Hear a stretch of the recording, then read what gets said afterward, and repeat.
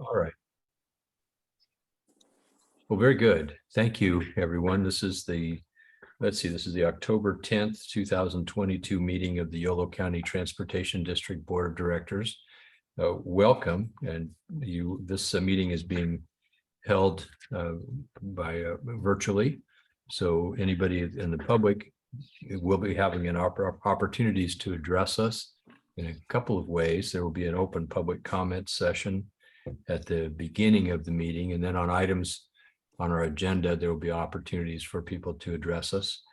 And if you're on the Zoom call, then you can use the raise hand function. I think it's in the down at the bottom of your screen. And if you're calling in, then you also have an opportunity to speak in public. And I think there's they have to do a *9, Mimi, to do that. Yes.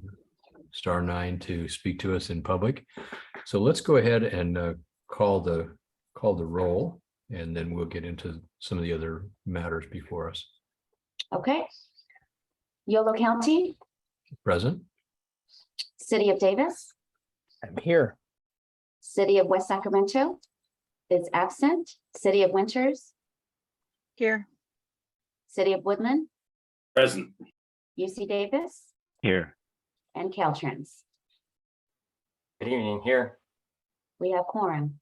Wonderful. Thank you, everyone. Before we begin tonight in our meeting, Autumn suggested that we acknowledge on this day, especially the land acknowledgement. So this is Indigenous Day, a day for us to recognize and celebrate those who came before us in this land. And we should take a moment, especially on this day, to acknowledge the land on which we are gathered. For thousands of years, this land has been the home of Patwin people.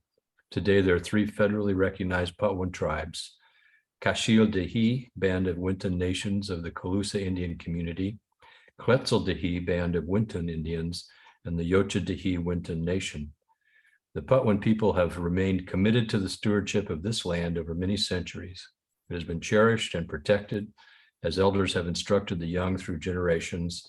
We are honored and grateful to be here today on their traditional lands. And I will note that this precise wording was specifically approved by the Yocha-Dehi Tribal Council on July 23rd, 2019, for use by bodies when they convene to acknowledge the place and the people that come before us. So thank you for that opportunity. And Autumn, thank you very much for the suggestion to bring the land acknowledgement to our board. I appreciate it. So we have now an opportunity for public comments on matters that are on the consent calendar or items not on the agenda, but within the purview of this board. And please note the board is prohibited from discussing items that are not on our agenda. We will have opportunities for people to address us on specific topics later. So if there are any items on the consent agenda or matters not on our agenda, now is the time for members of the public to address us. Do we have any requests to make public comment? We do have one request for public comment, and that is Mr. Alan Hirsch. Very good. And Alan, thank you. You have 3 minutes. I think I see you there. You unmute yourself and you can begin. Thank you very much. I find it quite unusual that I have 3 minutes of public comment at the board meeting, but only 2 minutes at the Citizens Advisory Committee, which is supposed to be the listening post for the community. That's very unusual. Also comment again that some things cannot be described without pictures. You can't describe a tree without pictures. You can't describe a bus route without pictures. You can't describe a graph without pictures, but the public is not allowed to present pictures to the citizens, to this body. You've heard this before. I don't understand why that is. The California League of Cities says there is likely a right to present pictures, PowerPoints. You are continuing to do these Zoom meetings, which basically restricts public engagement. We are in the background. We can't even see who else is in the room with us. You won't allow us to send pictures. You don't include the pictures I send in your minutes, so they're not even public documents. And I noticed the minutes hardly recognize that a public has made a comment. It says, Alan made a public comment. The content of my comment isn't even honored by being reflected in the minute with even a full sentence. I know this body wants to listen to the public. I know you really do. You want the input. I know I'm the one here, but if you want people like me, you want people to participate, you need to basically acknowledge and give us participation. I don't expect more than 2 minutes, 3 minutes. Thank you very much. But wouldn't be, if you really want to respect public input, want to encourage it, I suggest you may want to look inward, but the messages you're sending about your procedures. I know they aren't personal, but I think your procedures do not send a message that you really want public input, particularly at the Citizens Advisory Committee. I was told at the Citizens Advisory Committee that they don't believe that their responsibility is to listen to the public. Their responsibility is to listen to the executive director. And I believe that actually is a contradiction to the FTA requirement of what the Citizens Advisory is supposed to be. They're supposed to be listening to the public and supposed to be taking public input, not and giving it to the board and to the advisory body, not reporting to the director of the agency. I think you should look inward about the public participation process. I think government is so fragile now. I think you want to basically be inclusive as possible, give people within the constraint of the time you have, make sure that is used as efficiently as possible to listen to the public. Thank you very much for your work. I know you have your responsibilities are stretched really long. Thank you very much. Thank you, Alan. Are there any other requests for public comment? There's no more public comments. Thank you, Mimi. So that brings us to item 3, which is our consent agenda. And before we, I'll first ask, is there anyone who'd like to take anything off the consent agenda? And then I have an announcement to share. I don't see anyone. I will say that this is an announcement that we are required to make. There is the first amendment to the executive director's agreement is on consent this evening. It contains 3 modifications. 1, it increases annual compensation from $200,000 to $211,860. 2, it has a lump sum payment in the amount of $3,900 to offset the executive director's unexpected contribution to healthcare coverage and our agency's inability to obtain life insurance at the previously agreed to amount. And 3, deletes any future obligation of the district to provide life insurance for the executive director. More detailed information regarding these changes may be found in the board packet. And Autumn, I see your hand is raised. Yes, Mr. Chair, as one of the items on the consent calendar is to approve the agenda for this evening. So I wanted to make a suggested change to the agenda to reverse the order of items 5 and 6. Number 6 is the Yolo 80 managed lanes resolutions, and item 5 is the YCTD vision, values, and priorities. We do have a number of people that are here, I think, to talk about item 6, and so my suggestion would be that we take that first. Okay, so with that modification to the agenda order, is there a motion to approve the consent agenda? I'll move to approve the agenda with the change. Seconded as amended, yeah. Very good. We have a motion by Director Lauren and a second by Director Frericks. Please call the roll, Mimi. Okay. Yolo County, Yes. City of Davis, Yes. City of West Sacramento is absent. City of Winters, Aye. City of Woodland. Aye. Okay, the motion passed. Wonderful. Thank you. So that brings us to item 4, administrative reports. And first, I guess, is board member reports. Is there anyone who'd like to share news or updates? I don't see any hands waving or antics. I just mentioned, Mr. Chair, that we have a delegation from La Piedad, Mexico, coming to Woodland Wednesday evening and staying for 5 days. Wow. So we're pretty excited. There's 27 of them coming up. So we have a number of events involving our sister city, and we're just really happy that after this pandemic, we're able to reaffirm that relationship and welcome those people to our community. What's the name of the city, Tom? La Piedad is in Michoacan, Mexico, and Woodland, a very large part of our Hispanic community in Woodland are derived from family in Michoacan. So that's why it was a logical partner for us. Excellent. Thank you for sharing that. Matt, you have your hand up. Thank you, Chair Saylor. Yeah, just to mention about my ongoing ridership of the Causeway connection from Davis to Sacramento. And it's amazing from June to this week. I'll report that none of the buses have been behind schedule. They've all been perfectly timed and perfectly pleasant. So thank you for that ongoing service. Yeah, thank you. Wonderful. The testimonial. Anybody else? Okay, Autumn, that's up to you now. Great. So then the next item on the administrative reports is the ad hoc committee on the 80 managed lanes, but we do have that. We do, of course, have a whole item dedicated to that. So I think we'll skip that for this evening. And since I've got the mic, I will go ahead and do my oral report and then hand it over to Michael Klein from TransDev to provide his report. So the last written executive director's report just went out on Friday, and I won't rehash anything that's in there other than to say we're just really thrilled to see the increase in ridership on the Route 42 since the changes that were made at the beginning of September. We saw from the first half of September to the second half of September a 40% increase in weekday trips on the 42 and a 25% increase on the weekends. Some of that is, of course, due to the beginning of fall quarter at UC Davis, but this is a significantly higher bump than we've seen in the past. And we're excited to see how the ridership continues to evolve once we have more data. So I'll just mention that. Again, there's more details in the report that we sent out on Friday if anyone wants to take a look. A couple of quick things to note. We are still in discussion with the City of Winters about potentially taking over management of the El Rio Via to City of Winters 505 pedestrian and bicycle overcrossing to see if we can help with connecting that with our Yahtzee project. And so anyway, discussions on that are ongoing, and we hope to bring an item to you on that at the next board meeting.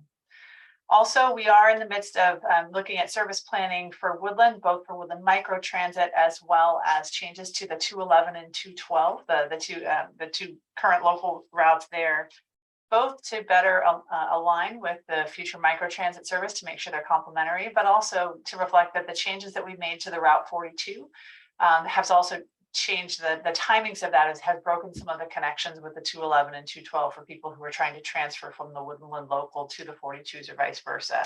So we are looking at those issues as well as a potential relocation of the transit center from the County Fair Mall to a downtown Woodland location. So all of that work is underway, led by Eric, our new deputy director who's here tonight. And that's very exciting to see that moving forward. And then we are finalizing the scope of work for our Yolo Active Transportation or Yahtzee program with Fair and Peers, the consultant that we have selected. So we plan to bring you a contract and scope of work to approve for that item next month. And then finally, we are working on an update to our 12-month goals for the organization. We had adopted those, the board adopted those last October.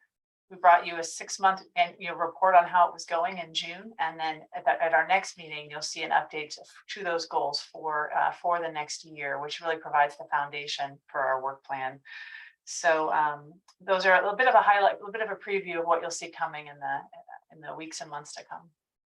So with that, unless there's any questions on my report, I will hand it over to Michael to give TransDev's report. Any questions or comments, colleagues? Okay, Michael, go ahead. Thank you, Chair Saylor. I remember last month you had asked if we'd have some more direct numbers on where we're at on our manpower report.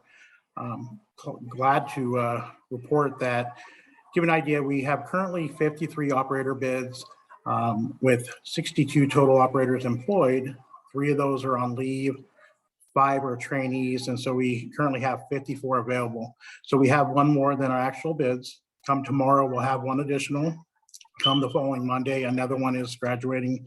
They're actually in cadetting service, which means they're doing behind the wheel training, and they'll be released on their own within the next days. And then I believe the week after that, we have another one coming out, and the other 2 will be in the next 3 weeks. So we also are starting a new class on Monday. So it's going there, got traction and going the right direction. Excellent. That sounds very good. Yes. Thank you. Anything further?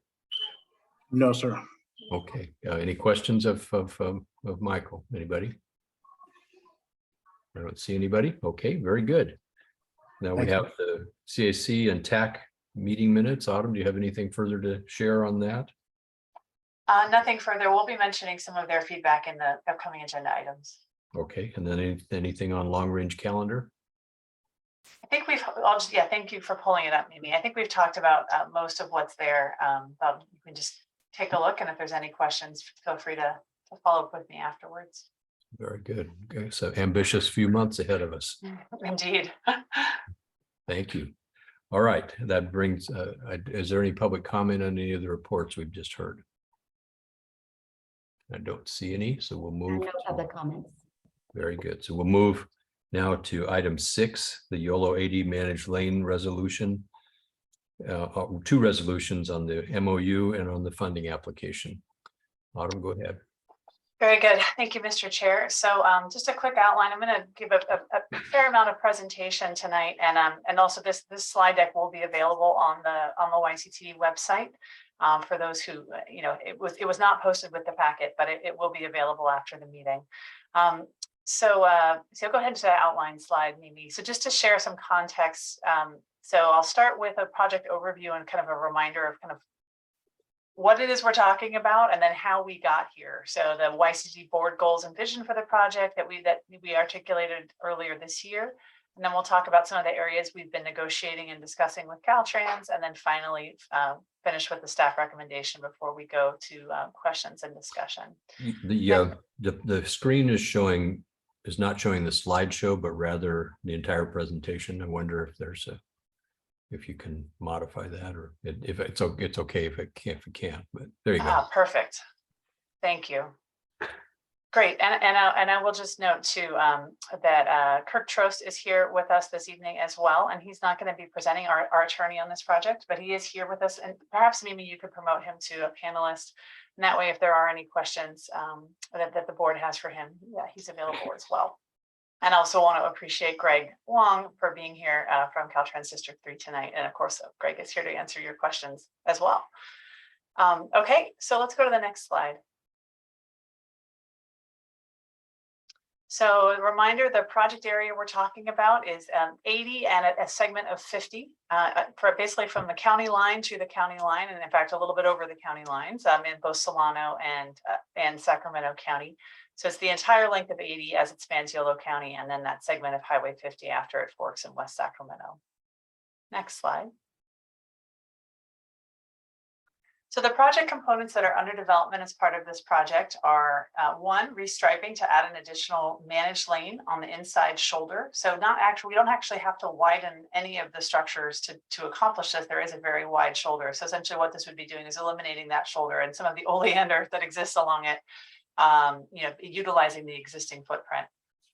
The second item is an auxiliary lane between UC Davis and Richards Boulevard. This is really just making the Richards Boulevard on-ramp longer, or off-ramp, for people that are getting off of 80 at Richards Boulevard. So essentially, where one of the lanes there's two lanes that disappear between UC Davis and Richards Boulevards, one of those lanes would be continuous and would lead to the off-ramp. The third is improvements to the existing bike path on the Causeway. The fourth is intelligent transportation system elements. These are just really, these are things that allow Caltrans and CHP to detect incidents more quickly and then provide information to drivers more quickly so people are aware and able to navigate around them. And then fourth, a potentially new connector ramp at the 8050 interchange in West Sacramento, which would allow cars in managed lanes that are in Sacramento County to go continuously directly onto these new lanes without having to merge over to the right and then merge back over to the left after changing. Next slide. So back in January, we held a workshop where we heard from some guest speakers to talk about kind of the implications of highway expansion and the potential ways to try to offset some of those impacts. And this was, I think, a really important workshop that helped us kind of solidify the direction that we wanted to go with this project. It was really foundational to many of our conversations.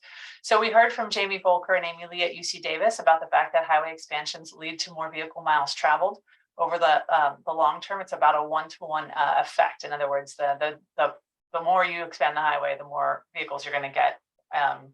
And so while we see decreases in congestion in the short run, in the long run, you ultimately kind of come back to, where you are currently. Next slide. We talked about the kind of environmental justice and social equity implications of highway widenings. This was a bill by Assemblywoman Cristina Garcia to ban freeway expansions in underserved communities. This bill ultimately did not make it out this session. It died in, I want to say, July or so, but nonetheless, I think this was kind of highlighting the fact that this is a controversial issue, particularly when we talk about communities that have been, bearing the brunt, a disproportionate burden of infrastructure projects that benefit everyone, but have direct localized impacts such as air quality in those communities. Next slide. So how do we make a managed lane more climate friendly and equitable? And this is the question that we posed, and we heard from a couple of guest speakers on this topic. So if we go to the next slide. We heard from LA Metro. Mark Linsenmeyer at LA Metro came and spoke about some of the things that they're doing, the use of their toll revenues to try to expand the use of transit. So since 2015, they've provided about $55 million in toll revenues to increase the frequency and span of service of transit on their express lanes. And that goes to four agencies, their own service, as well as 3 other agencies that use the express lanes. So this is a positive way that they've been able to not only increase the amount of driving on their managed lanes, but also make sure that transit users are benefiting as well and increasing the mode share of transit. Next slide. And also the LA Metro's Transit Rewards program, which is a pretty interesting program. What it does is after people take 16 transit trips, they get a $5 toll credit for the express lane. So the more you ride transit, then for those times when you do need to use the lanes, you have an incentive. And so this is both kind of an equity strategy as well as a strategy for encouraging people to take transit on the managed lanes. Next slide. And then we also heard a speaker who talked about the San Mateo 101 Express Lanes Equity Program. This is a project that I worked on before joining YCTD.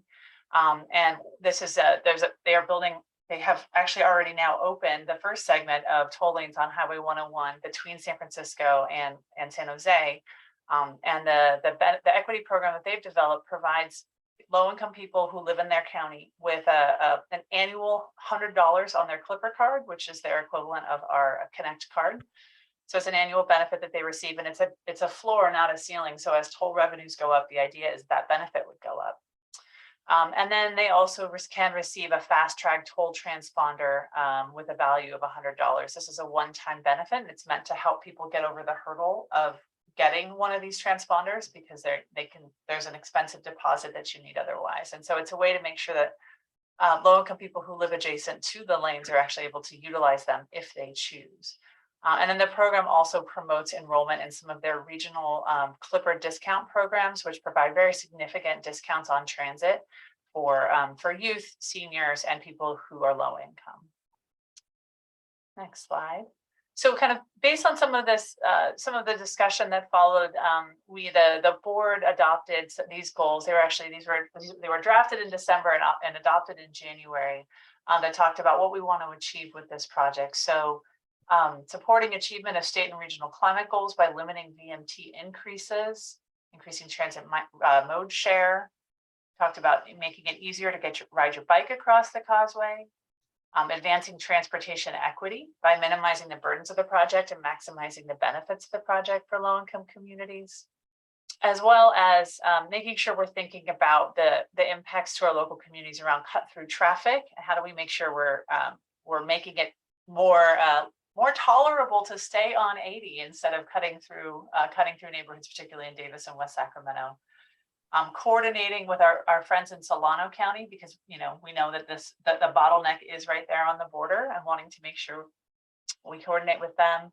And I think lastly, I'll just highlight this: establishing a highway management system that can be replicated and integrated region-wide. This would be the first express lane in the Sacramento region, something that has been envisioned in SACOG's blueprint. So, you know, that's a responsibility that we have if that's the direction that we go, to make sure that we're doing it in a way that makes sense for the region, and that other places in the region can follow. Next slide.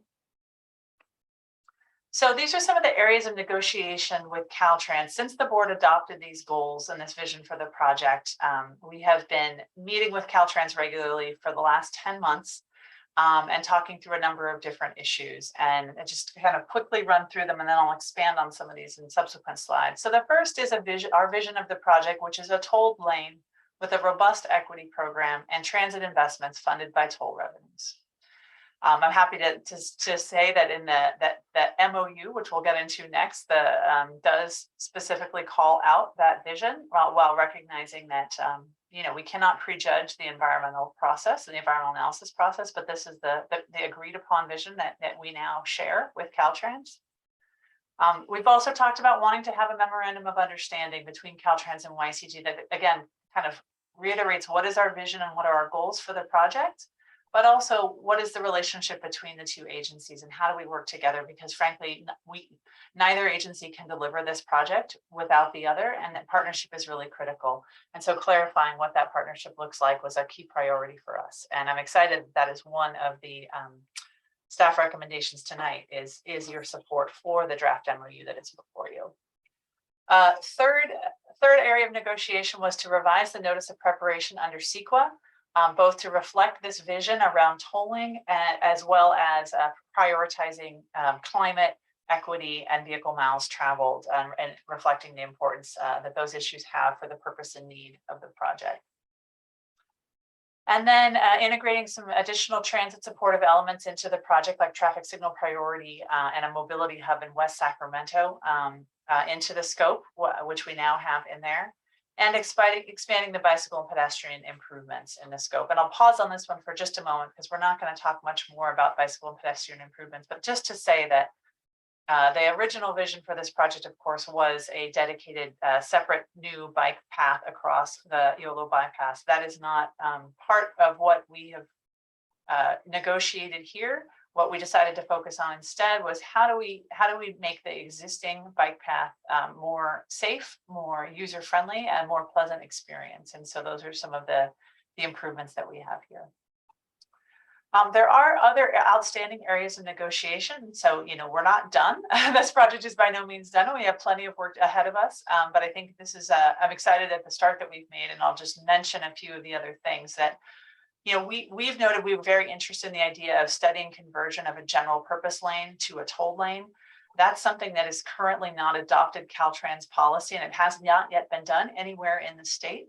But it is something we want to keep our eye on and continue to explore to see if it's feasible in the future. The next item that we need to continue to discuss is, stay on that slide for one more moment. Is the use of toll revenue. How would toll revenue be used? You know, we think it's important to fund transit and equity, but that's something that, you know, the uses of toll revenue would need to be determined down the road.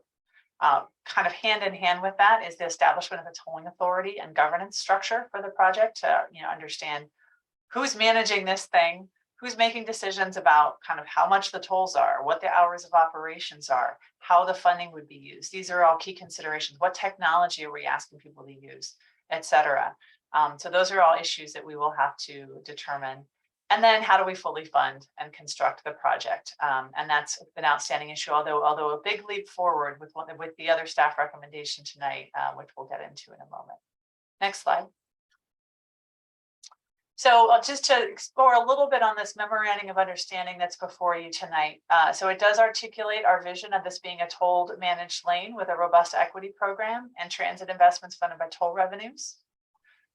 It clarifies that Caltrans remains lead agency. However, YCTD will review administrative drafts before they are made public. This is particularly for the environmental document, but also mitigation and monitoring plan.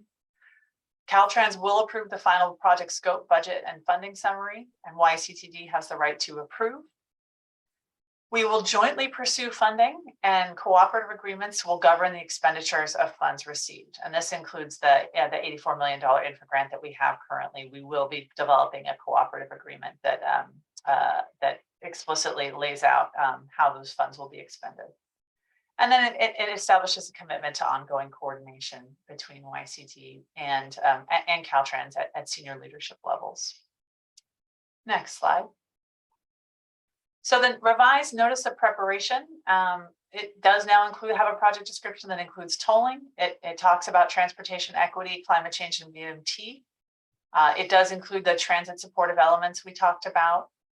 It does not talk about the use of toll revenue to fund transit and equity. That's not in the project description. And it does include the direct connector at the 8050 interchanges included in the project description in all alternatives. These were elements that we talked about, and Caltrans, being the CEQA lead, ultimately made the decision that they felt that it was important to at least environmentally clear the direct connector.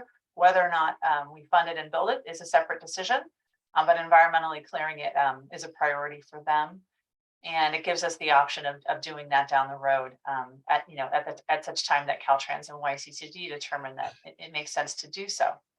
And then in terms of the use of toll revenue, again, this is something that is something that we will be discussed in future negotiations once we have, as we get into issues around what does the toll operations look like, what does governance look like, how much revenue are we actually talking about, et cetera.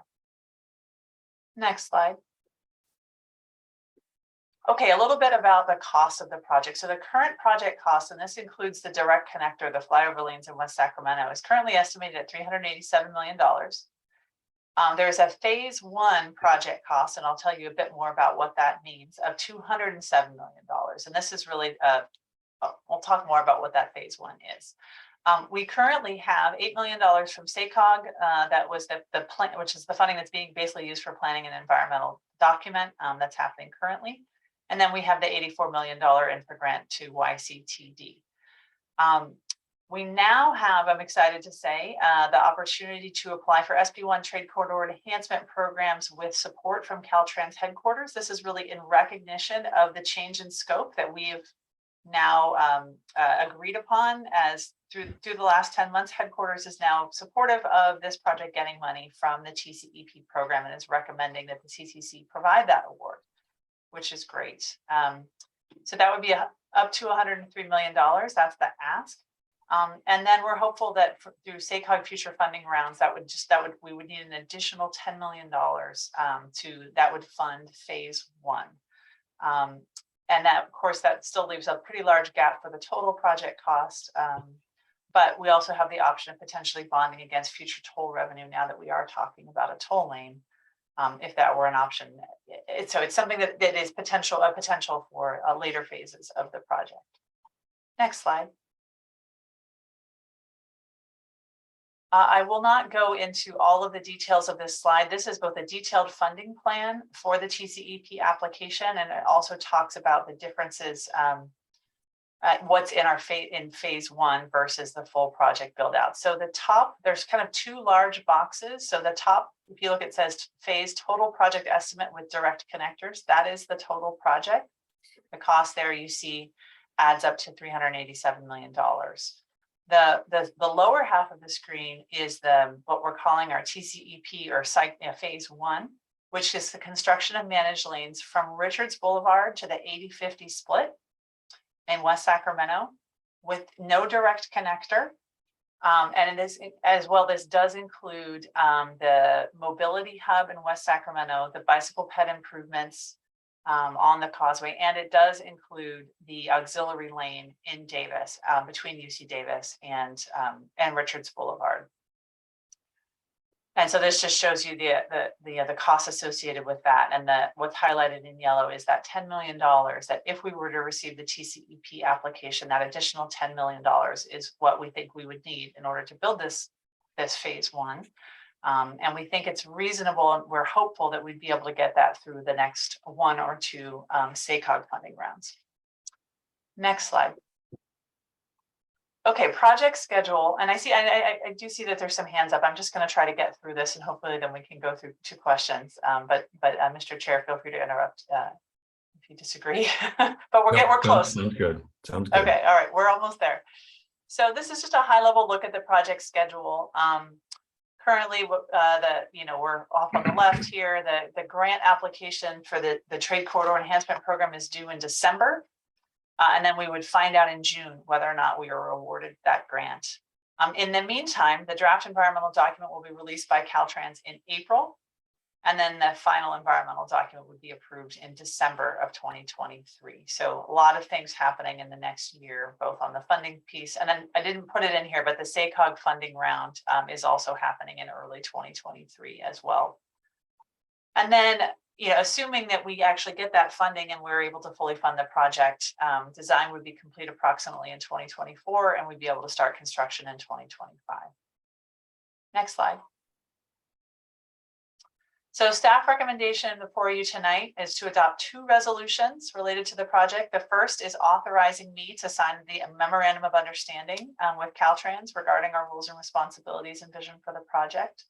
And the second is to authorize me to support the application to the Trade Corridor Enhancement Program, including signing a cover letter that will be signed by myself, Amarjeet, Tony Tavares, who's the head of Caltrans, and James Corliss from SACOG, that we would all be jointly signing support of this $103 million application. And I will just note that the MOU, the cover letter for the TCEP program application and the notice of preparation are all included in your packet. And with that, Mr. Chair, happy to answer your questions and go from there. Thank you. Autumn, would you remove the slideshow screen so we can see the participant there? Thank you very much. So we do have a question. I'm going to ask that we first hear from board members any questions that you have, and then we'll take public comment and then act on this very significant item for us.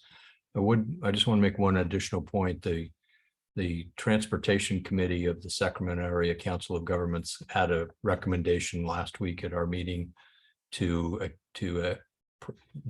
approve, and we did approve the recommendation from SACOG staff to prioritize this project as the only priority project being supported by SACOG for this Tcep funding. And the reason for that is this is one of the mega region projects, and it's a project that has high significance for our entire region. There were other projects that are also being forwarded, but this one was identified as the sole regional priority that's going forward. So with that, thank you for your indulgence on that. And Mr. Stallard, you have your hand up and have been very patiently waiting for your turn to ask a question or make a comment. A rare moment of patience, Don. Thank you, Autumn. We're in this real world where we have this surge of people coming from the Bay Area on Friday afternoon and evening to get to Lake Tahoe.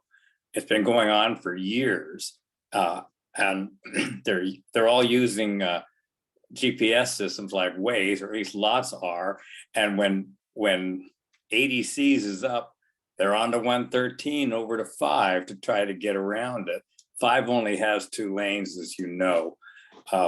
So this has been a huge problem for us because we don't have connectors between 113 and 5. East Main seizes up too.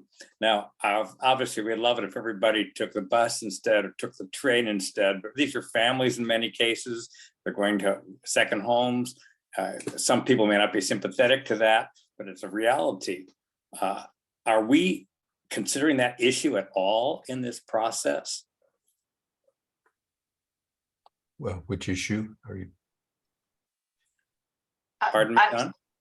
In terms of the cut through traffic, I'm sorry, go ahead, Mr. Chair. Well, the surge that occurs every Friday afternoon, and basically it adds to the normal lockup on 80 and forces additional traffic north and east on 113 and 5.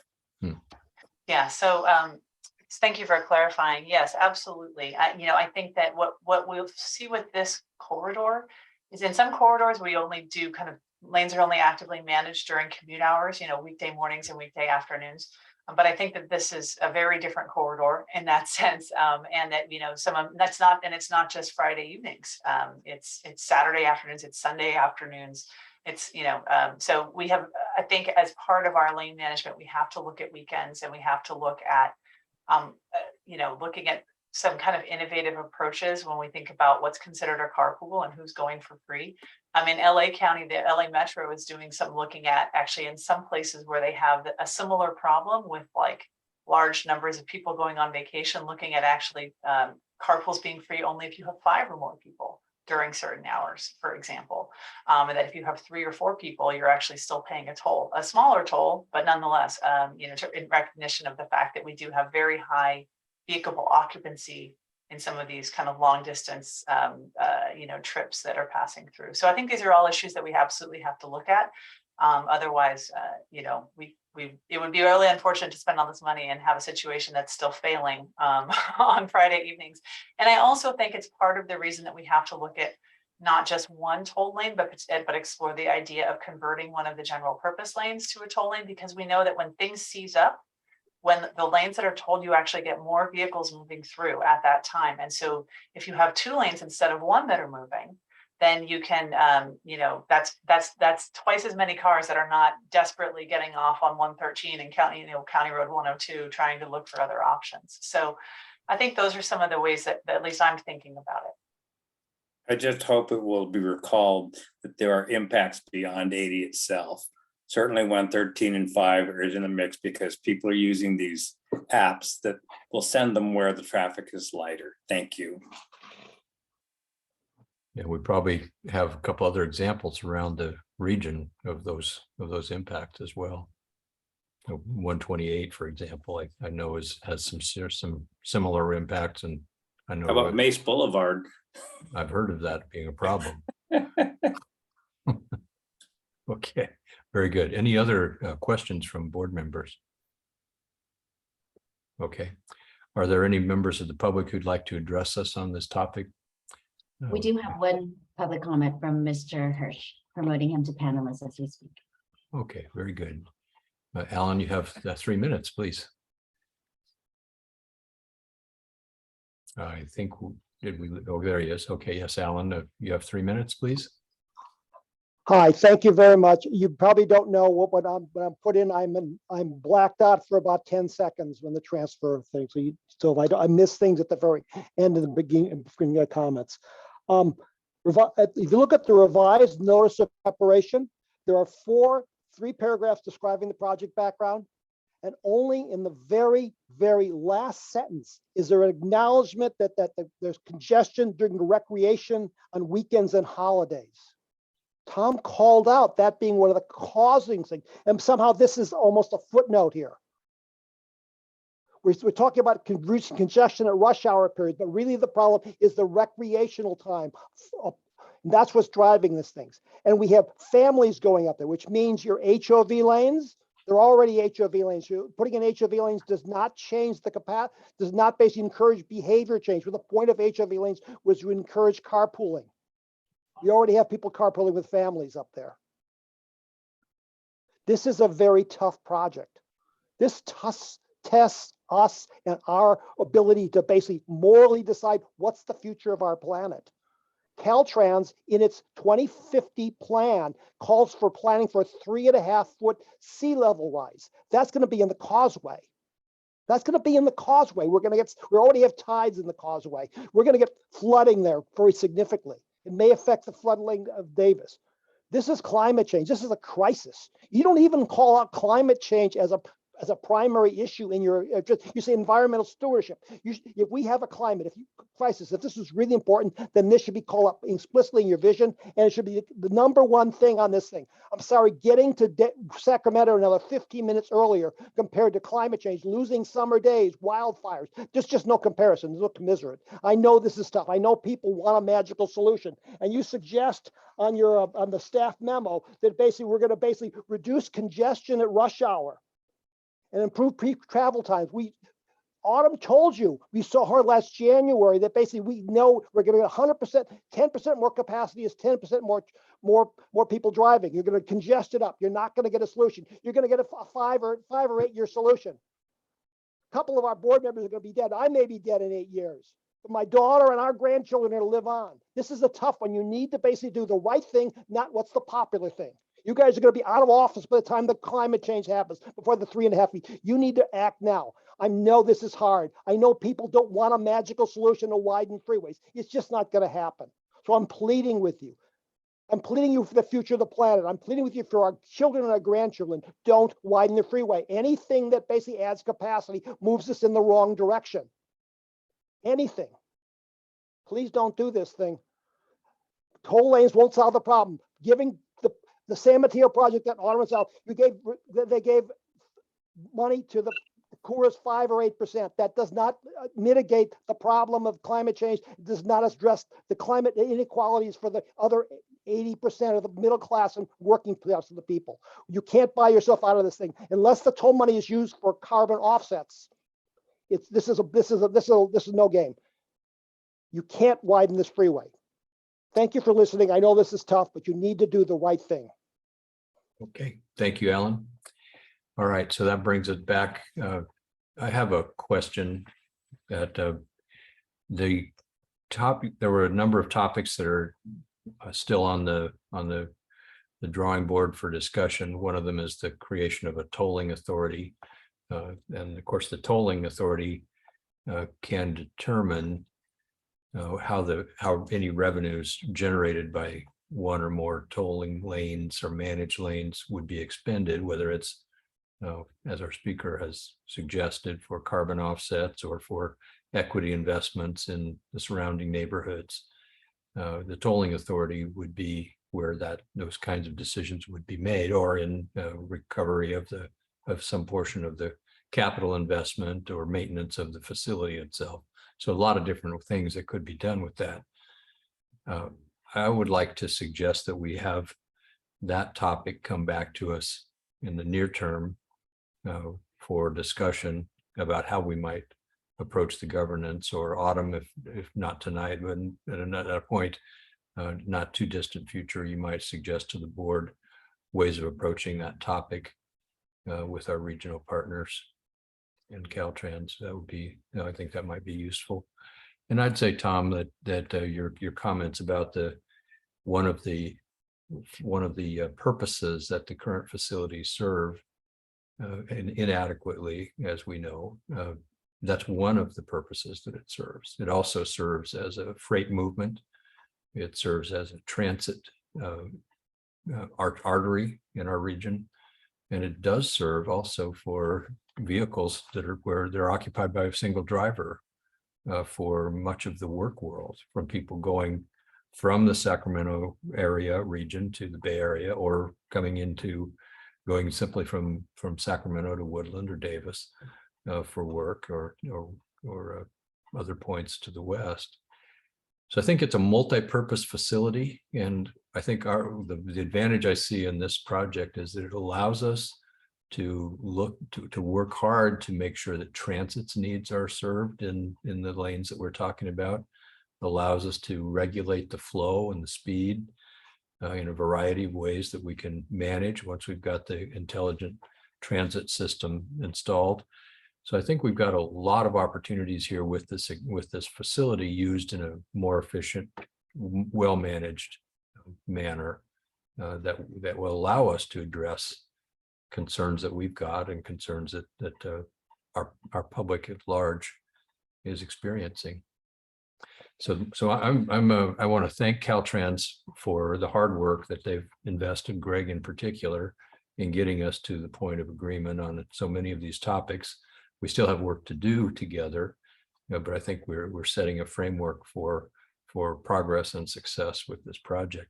The fact that we've got support from I believe, well, certainly from SACOG staff and the Transportation Committee, I believe the board will act that way too for this $103 million request. And we've got a nod of likely support from Caltrans headquarters. I think we've got an opportunity to put the rest of the pieces together in the near term. So Lucas, I see your hand is raised. Yeah, thanks, Mr. Chair. Just a couple of quick things. I mean, first, I appreciate all the work by staff on this particular item. I know it has been quite an iterative process, and so appreciate, sort of really both, particularly Autumn and outside counsel or contract counsel Kirk Trost in this. I think, and then the other staff that were involved, and it was a team effort certainly. But I think that I also appreciate Caltrans and their, it's been, I would say, not as I mean, it wasn't entirely smooth sailing, I would say. It seems that way now, much more so, and really, really appreciate all the energy and effort that's gone into it. I think the key, of course, is we're trying to get it right. And so anything that is, worth doing, is worth doing well. So I think really appreciate you, all the time and energy it's taken to get to this point. I think a couple other quick points. One, I really appreciate to hear that the auxiliary lane item is still sort of, as part of this.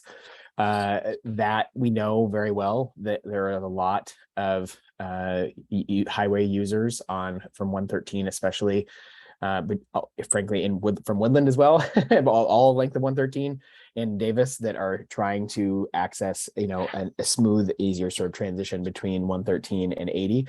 And a lot of folks are using and getting off Richards as an example. So having it go from 4 lanes to 6 lanes down to 3 lanes in a very short span of time has regularly creates a pretty big parking lot out in front of the university. So I think that the auxiliary lane item is something that is very important for us to continue to sort of push forward. I also really appreciate one of the points, of course, of this is, we're working closely between the two Caltrans districts, right? I think it's one thing to have District 3 and, District 4 working closely together. I mean, we're fortunate to have, to straddle our region or county is fortunate to straddle right on the edge between those two districts. And, there isn't a sort of imaginary line there that, officially divides the districts, sort of within Caltrans. But I think it's very important that we make sure that they don't sort of are not siloed from each other. So that continued sort of work together and coordination is going to be very important, especially considering that District 4 and Solano County to our west are engaged in a somewhat similar project even as we speak. So that stretch of 80 from Vacaville through Fairfield is definitely very much under construction, and so really appreciate that we're going to need to work very closely with District 4 in addition to, of course, this being a District 3 project. And then I appreciate Director Stallard's comments around the issues of the sort of, I would say, unintended consequences of the use of the apps, certainly, but also just folks trying, there's 2 ways to get across the causeway, basically. 5 and 80 and the River Road, and most of those people are not taking the River Road, thankfully, but there are even an awful lot of people taking the River Road to try and get from Woodland to West Sacramento, especially and sort of peak hours. So very few ways to sort of get across east-west in our region and across this sort of geographic body. So I think it's, we all experience the effects of many people from our west trying to go to our east and on a regular basis. And, it's just sort of where our luck as to where we're at in the region. But I mean, that's been the sort of the goal of this project all along, is to help facilitate, additional capacity, but also do it in a way that has increased transit benefits as well. And I mean, I think that's going to continue to be a key. And also, I do appreciate, Director Saylor, you're raising the comments with the chair around the sort of tolling authority. I mean, I think it's a great idea for a future discussion. It's going to take legislation at some point to allow for that to happen. So, there's obviously the governance discussions and such too, but, having a discussion at our board, I think is pretty important, considering that, we've got, our friends in the legislature, getting ready to sort of formulate their bill packages for the coming legislative session. So, if the next year or the next 2 years in that session is appropriate to be moving this forward, we should really be considering the timing of that. So appreciate you letting us have some discussion on this item. Thank you. And I'm happy to move the item as well too. Okay, very good. We have a motion, and that's for the 2 resolutions. That is correct. Okay, and do we have a second for the motion before we continue discussion?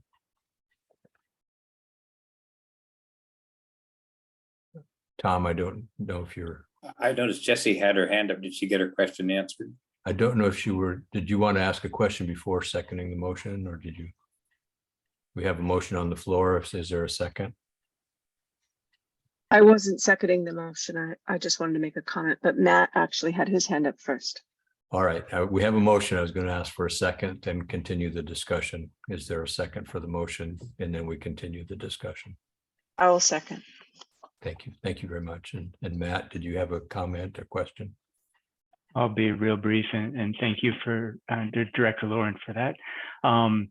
Yeah, I think from the UC Davis perspective, we see this project as getting better and better as it progresses. It's attracting more funding. It's answering some of these core questions and still focusing on the equity and improvements that could come with this project. So it's super impressive to see YCTD and Caltrans making the progress and making this connection into Sacramento be a kind of future leading project that kind of shows the state about the way to build more freeways, but also make them more equitable and more attractive to transit and more attractive to investments in transit. I think as our commuters watch buses zip by, that is another incentive to get out of your car and get into a bus. And hopefully that will be the case with this project. So very impressed with the project and thank you to Autumn for all the work. Thank you. Agreed. Thank you, Matt. Jessie? Thank you. Thank you very much. I wanted to just amplify the voices of all the directors that have made statements before me. Director Stoller, Director Frericks, and of course, Matt. I think this is definitely coming along and in the right direction. But I also wanted to amplify one of the comments by our public comment, Alan Hirsch, that we do have climate change. It is real. It is happening. If there's a way to kind of elevate that portion in the work, I think it does need to be elevated. And then lastly, along with Director Stollard's comment, Winters sees such an influx coming through the weekend by people that are traveling exactly from west to east. And it's down 128, it's around new streets that have now come through town that didn't used to be thoroughfares. And we don't have the capacity for that for a 2.9 square mile town to have that level of traffic. So it is important to get this right and to get people to be encouraged to stay on the roads that are made for them to travel in mass. And I see that as a priority. So those are my comments. Thank you. Very good. Anything further? Autumn, we're about to take the vote. Do you have any other comments? I just wanted to respond to one thing, which is around the idea of the kind of the governance and establishment of a tolling authority piece. We did just last week select WSP to be our technical advisors for working on this project going forward, and they bring a wealth of experience on, you know, kind of the soup to nuts from establishing tolling authorities. What does it take to get them there? Kind of the concept of operations, you know, establishing tolls, et cetera. So I think, you know, once we have that contract approved, then, you know, one of the first things I think we want to do is kind of lay out, you know, what are those different steps? You know, what do we need to know? What do we need to understand in terms of the process going forward? So that'll give us some of the tools and information we need, I think, to, you know, to bring some of those next steps to the board in an informed way. Okay, very good. Thank you. Thank you for that update. Okay, we have a motion for Director Frericks with a second from Director Lauren. I think we're ready to call the roll. I think you asked if Yolo County votes, and I vote yes. City of Davis, Aye. City of West Sacramento is absent. City of Winters, Aye. City of Woodland. Aye. Okay, the motion passes.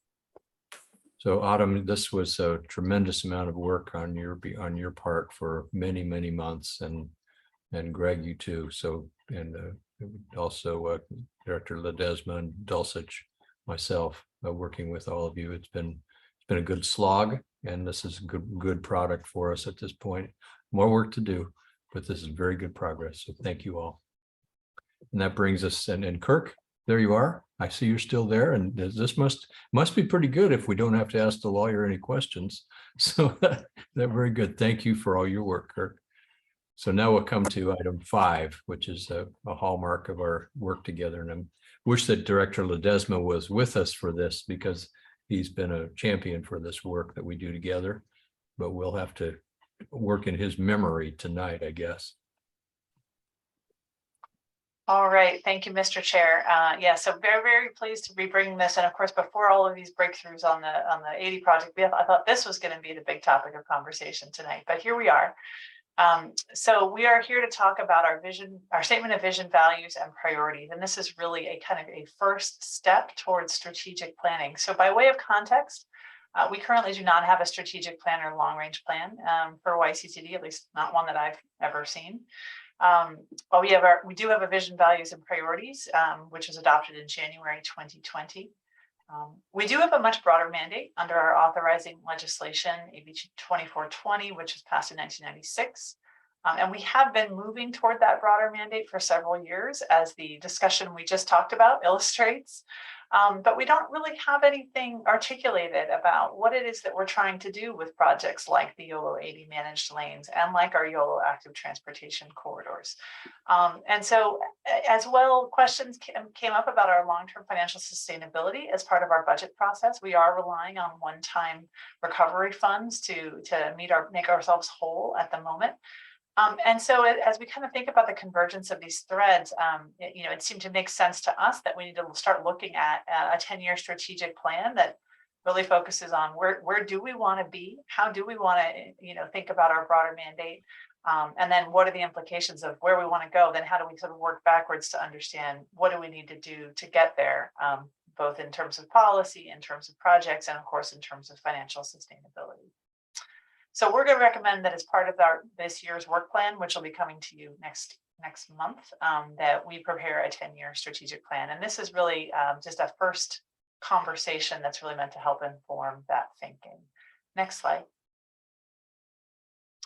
So this is our existing vision, values, and priorities. It's in every board packet right after the agenda. We have our vision, which is that we enjoy innovative and efficient mobility options that connect people to places we want to go. We have this list of values here. These are our core values that describe our organizational and individual behaviors and help us to live out our vision. And then on the next slide is our list of priorities, which align our vision and values with our implementation strategies. So this is the existing vision that we have. And as we think about how this might evolve, I wanted to first go ahead to the next slide, Mimi, share a little bit about our authorizing legislation, AB 2420. We can go to the next slide. There it is. Okay. So under AB 2420, this was the legislation that passed that converted us from the Yolo County Transportation Authority to the Yolo County Transportation District. Some of the folks here probably know the history better than I do, why that was done at the time that it was. But nonetheless, it did articulate these statutorily mandated duties for us. We are, of course, the public transit provider, and I'd say that's the one we've been squarely doing all of these years. We're also the congestion management agency, which means that we are required to plan for congestion management, and that includes adoption of a congestion management plan under congestion management law. This is the congestion management agency kind of delegation is a common one. I'll say a bit more about it, but this is really what countywide entities that plan and deliver large transportation projects like Yolo and 80 managed lanes. This is oftentimes this is the authority that they use to do things like that. Number 3, Consolidated Transportation Services Agency. This is really meant to sort of have us act as coordinator for services that help transport people who have mobility challenges, whether they're ADA, low-income seniors, et cetera. The purpose here to serve is to make sure that we're coordinating all of those various services, that they're happening effectively. I would say we do some amount of this. We probably could be doing more, but this is definitely something that dovetails well with being a public transit provider. As well, we are mandated to coordinate transportation planning, programming, and prioritization countywide. I'd say this is something that we don't currently do.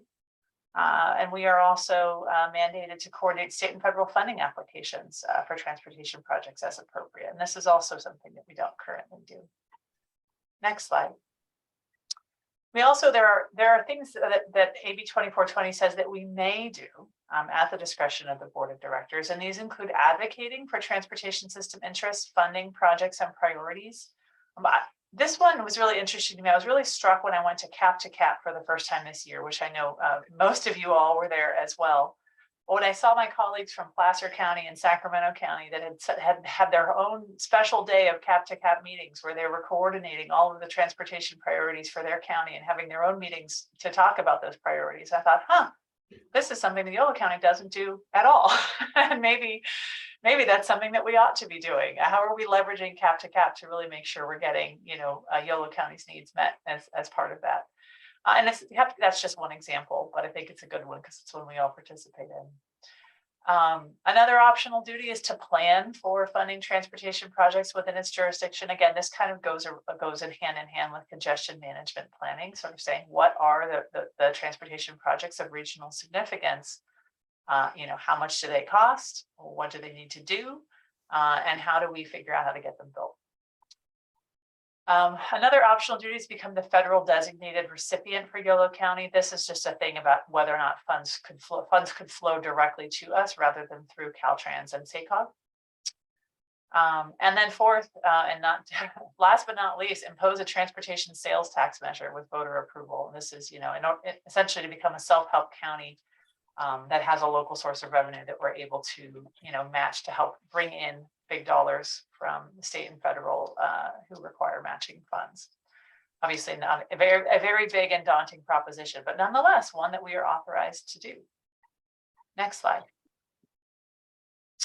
So with that kind of context, I wanted to kind of quickly touch on a few examples from peer agencies. The roles that are outlined in AB 2420 are not uncommon. This is pretty consistent actually across California, that most counties have some kind of a JPA, Joint Powers Authority, that coordinates, plans, funds, and delivers major projects. That entity usually does serve as the congestion management agency. And in places where they have a sales tax program, they often are the administrator of that sales tax program. And a handful of those agencies are also the transit provider. The two examples that I'm aware of are LA Metro and the Valley Transportation Authority in Silicon Valley, where they are both the congestion management agency and the transit provider. It's actually in most places, it's one or the other. And that often has to do with the fact that in many counties, you have a countywide transportation authority, but then it's the cities who actually run their transit services. Currently, there is no agency in Yolo County serving that role of the kind of congestion management agency that convenes, coordinates plans and funds around projects of countywide significance. And this may limit our efficacy in attracting state and regional funds, because really what it means is that each of the jurisdictions is kind of out doing it on their own and coordinating when coordination makes sense. But there is not that kind of orchestrated planning effort happening. Next slide. So Solano Transportation Authority, our neighbors to the west, they are the Congestion Management Authority and the Consolidated Transportation Service Agency. That's it. Those are their two statutory mandates. But they do coordinate, plan, and deliver fairly massive projects, including the express lanes that are currently being built in Solano County. Their mission is to improve the quality of life in Solano County by delivering transportation projects to ensure mobility, travel safety, and economic vitality for all. So you can see their mission is really focused on project delivery. That's what they're focused on, is how do we deliver the projects? And that's clearly something that we see when you look at the growth of the freeway and the road system in Solano County over the last 20 years. You can really see the impact that they have made. Next slide. Then I pulled in Valley Transportation Authority again, because this is one of the handful of agencies that is both a transit agency, transit provider, as well as a countywide transportation agency. So they do it all. They're the congestion management agency. They're the Consolidated Transportation Service Agency. They're a transit provider. They administer their transportation sales tax measure, and they are a tolling authority. They are the tolling authority for the express lanes in their county. So they kind of check all of the boxes. Their vision is very focused on their kind of Silicon Valley. It's very Silicon Valley-esque to innovate the way Silicon Valley moves. They have their core values here and their overarching strategies. There's 3 of them, one of which is focused on transit that is fast, frequent, and reliable. The second is around creatively and pragmatically providing a full suite of projects and programs that address the current and evolving mobility needs of Silicon Valley. So they're really marking multimodal, right? This is very multimodal, this statement. And then third, lead the region in transportation system management, funding, integration, and innovation. This is really the planning and project delivery piece. Next slide. The final one, I wanted to just do a nod to SACOG, which of course is a very different agency, but also one that has a very broad mandate that includes transportation. They have a huge number of state and federal statutory responsibilities. I'm not even going to try to list them all. And it's also important, it's not just transportation, it's housing and land use. So they cast a very wide net. But they're currently updating their strategic plan. And so this is the draft, but it's that they have a vibrant and thriving Sacramento region for all. Their mission is to convene and connect the region to advance an equitable, sustainable, and prosperous future. And they have 3 of their 4 priorities are transportation focused. The first is really about placemaking.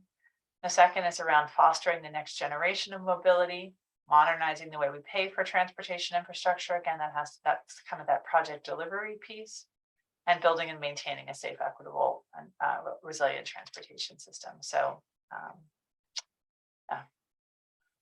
So go to the next slide.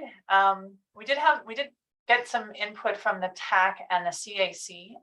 We asked them for their feedback and reflection on this, and we heard similar to the comment that was made tonight by Mr. Hirsch that the value of environmental stewardship ought to be more specific. We should be talking about climate. We should be talking about electric vehicles. We should be talking about environmental justice. That we have a lot of values, but maybe that's too many, and also being aware of the order in which they appear. We talk about cutting edge technology, but we should be cutting edge in lots of ways, not just from a technology perspective. And we should be adaptive to our changing conditions and needs. Things are changing very quickly in Yolo County and in the region as a whole. And how are we really embracing adaptability? And then as far as our priorities, yes, we heard from both the TAC and CAC that it should be expanded to include planning for other modes, but also recognizing that YCT is not the owner operator of public right-of-way. That responsibility falls to the county and the cities and Caltrans.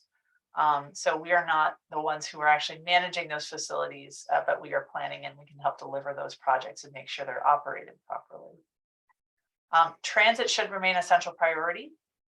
And we need to ensure that our priorities are aligned with and supportive of those of the member jurisdictions. Next slide. So this is my last slide. Just wanted to throw out a couple of discussion questions, and then we'll open it up to your comments and feedback. But what we're really looking for tonight is your initial kind of reflection, reactions to the content we're presenting tonight, and your thoughts on these questions. What are the external and internal forces that are driving all these changes at YCTD? And of course, the COVID, all these new projects and priorities we're working on, like Yolo 80, staff and board turnover. And so how should our vision and values and priorities change to reflect those new forces? What's missing from our current vision, values, and priorities? And conversely, what's there, if anything, that's no longer useful? And then how do we actually want to use the vision, values, and priorities going forward to inform, to guide our work both on strategic planning, but also in our just kind of day-to-day work and in these meetings and with CAC and TAC. So I'll just leave those questions there for you to consider, and that concludes my presentation, Mr. Chair. Happy to answer questions. Thank you. And we can, I guess, do you want to leave these questions up for people to reflect on? That's at your discretion. I prefer to see the faces of the people, and if we take just a moment before we turn this off, I think what Autumn is giving us the opportunity to do is to provide some reflection. We're not going to vote on anything this evening, and then we're not even searching for consensus. We're looking more for what resonates with you. What do you see as the external and internal forces? What's missing from the existing vision, values, and priorities? Or what's no longer useful, and how should these pieces be used to guide the work of the board, committees, and staff? So I think if you would take the slide off, now we can look at be good to look at each other a little bit. Would anyone like to make some comments to begin the conversation? If you don't, I'm going to have to start myself. That you don't want that, Jesse. I remember being at Cap to Cap and Autumn saying, we should be convening with the region so we could make regional plans together. And I was like, what a great find when we found Autumn Bernstein as our leader. But I wanted to just mention that when I'm reading all the priorities, I'm very aware of the environmental sustainability that we have in our, as one of our priorities. It really seems to be a need for environmental resilience. And what I'm thinking about is that the week of high heat days, where our Proterra buses were really struggling with their electronics, and we definitely depended on our CNG.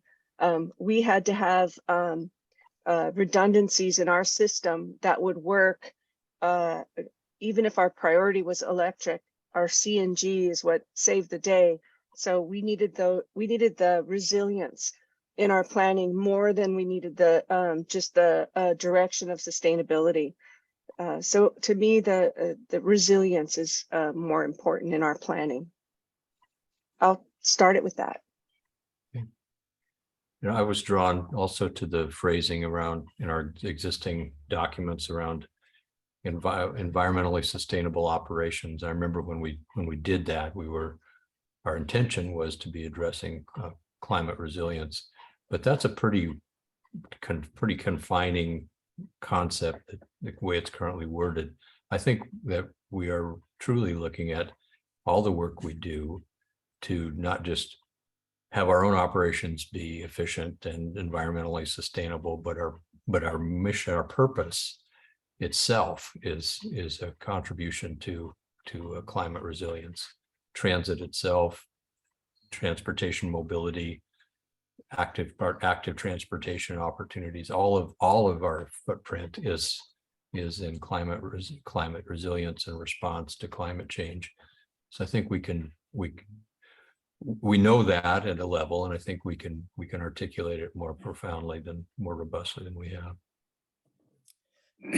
Mr. Chair. Yes, please, Tom. Yeah, the wonderful thing about this is we see how many factors have to go into, we call government sausage making. We've got to balance a lot of different things here. It can't be all environment. It has to deal with practical reality, and people have to work for a living. They have to get to work, and parents have to get children to childcare, and all these realities are part of it. And so I think we just have to do the best we can of giving appropriate attention to all these important issue areas, sift them, and then settle where we can.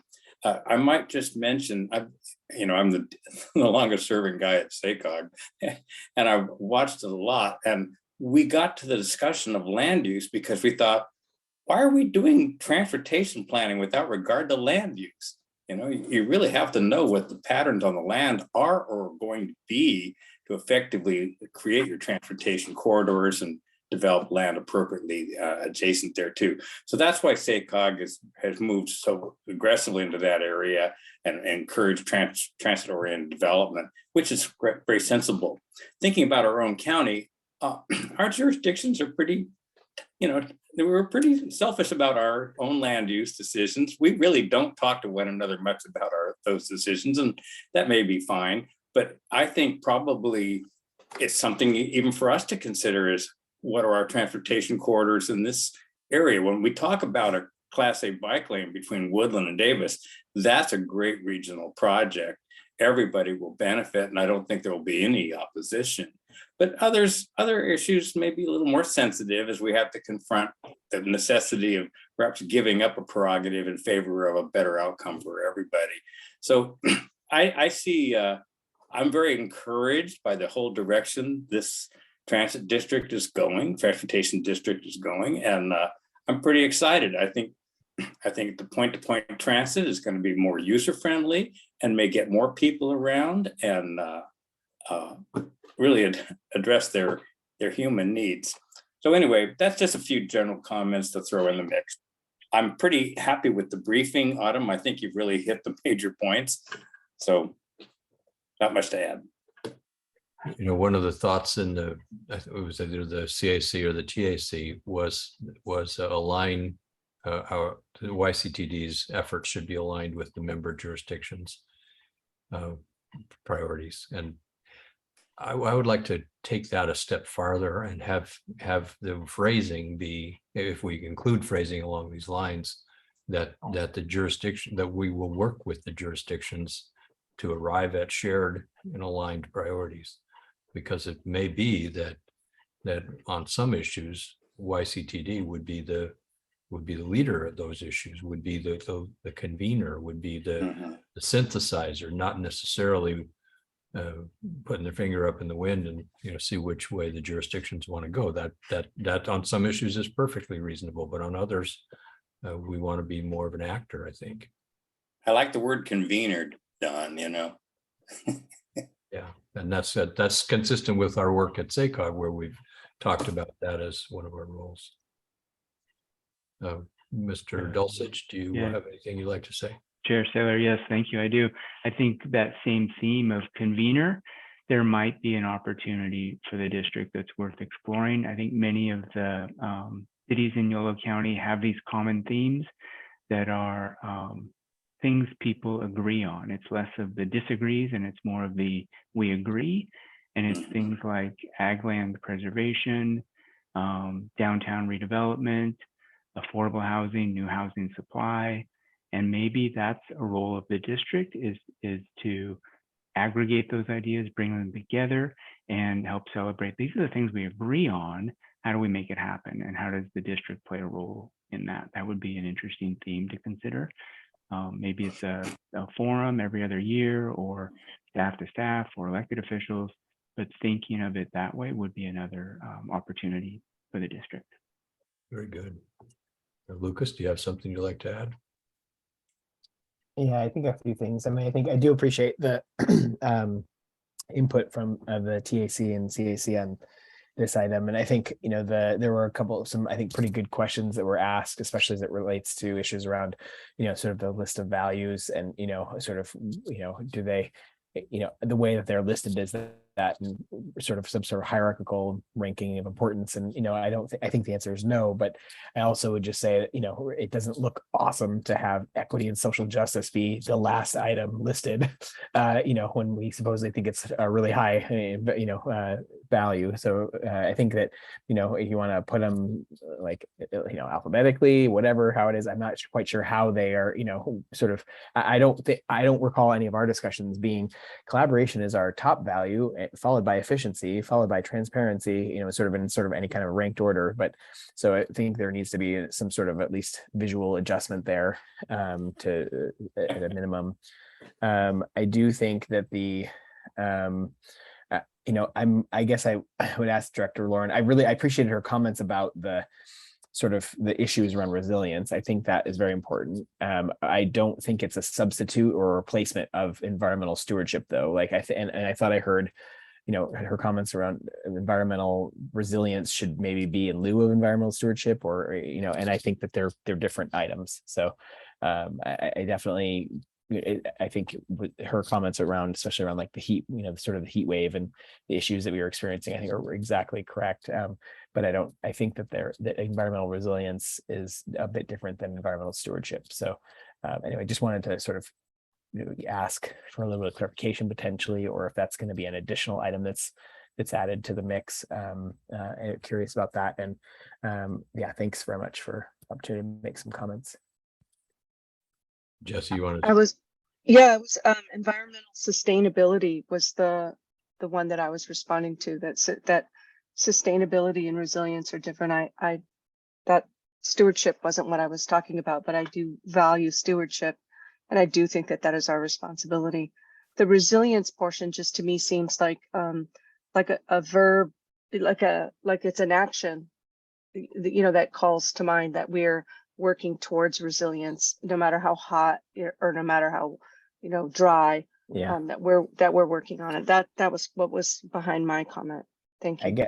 thanks. I appreciate that clarification. As I'm looking at the document as well too. I mean, there are two different places, one that says environmental stewardship and one that says environmentally sustainable. So I don't know, maybe that's where we're sort of just not quite, maybe seeing, we're not talking about the same one potentially, I guess. So the values have environmental stewardship, and I do think your points are important around resilience. So and that would be, so I don't know if that ends up being just a individual value, or if it ends up being a district-wide priority, but would appreciate, maybe some clarification from staff too. It would be helpful to hear what your thoughts are there. So we've got some work to do on that topic. Before we go, okay, Autumn, go ahead. Just to say, I failed to put in a slide about next steps at the end, but what we are planning to do is kind of take your feedback and then coming up with a revised draft to bring to you at your next meeting. So you'll see. So we'll noodle on all this, and you'll see that next time.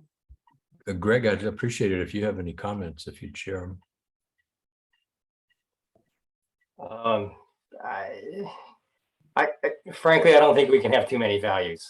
I mean, I think what you put together here is a great foundation for your organization, and something when I'm working with my team, I'm trying to discuss with them my values, right? So I love the discussion. You guys got a great product. You got great leadership. I just would maybe suggest don't limit yourself, and just keep up the good work. Thank you. Autumn, we have thank you, Greg. And Autumn, we have one public comment before we go to that, and then we hear your sense of what you've heard and what the next steps are. That sound okay? Okay, we have Mimi, would you let Mr. Hirsch in to make his comment, and we look forward to Yes. what he's got to say.